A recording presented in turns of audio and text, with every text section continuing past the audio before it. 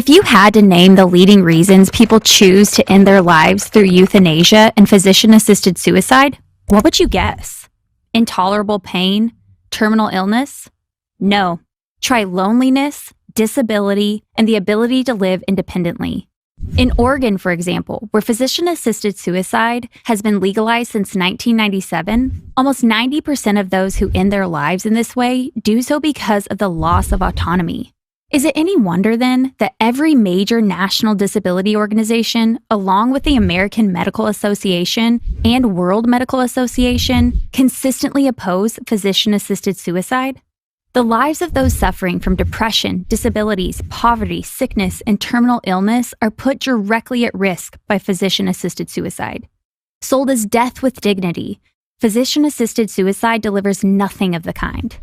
Instead of caring for the most vulnerable patients through competent medical care and community services, physician-assisted suicide offers death, and only death.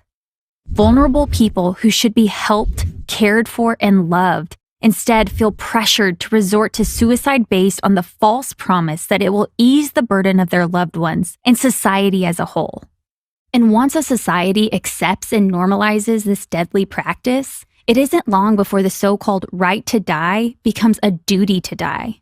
If you want to know what this looks like, consider the case of Tom Moarte. Tom hadn't given much thought to Belgium's liberal euthanasia laws. He didn't think they affected him. It seemed to Tom that if a person wanted to die, who are we to stop him? Why can't that person simply make that choice? Besides, it doesn't affect anyone else. Tom's perspective changed forever one day when his wife received a phone call.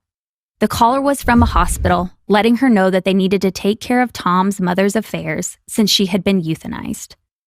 Tom was horrified. His mother had suffered with chronic depression for more than 20 years. Yet Tom had no idea that she was going to be given a lethal injection.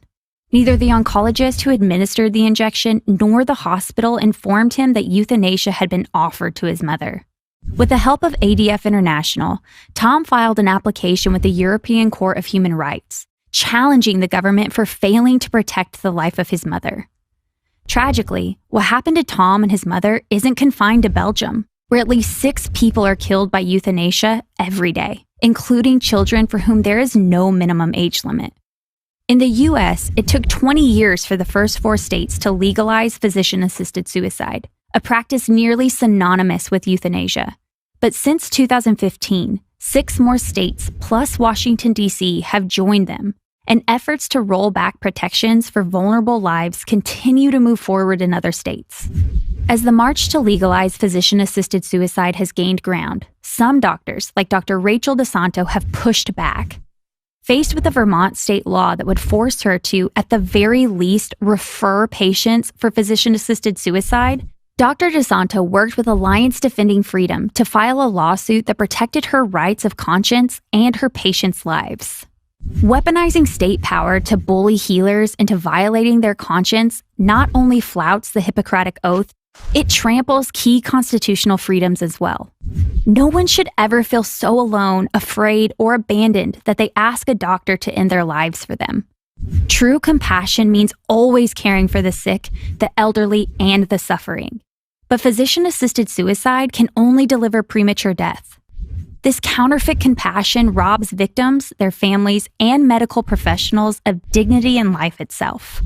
Isn't it time we reject this lethal deception and opt for life once and for all?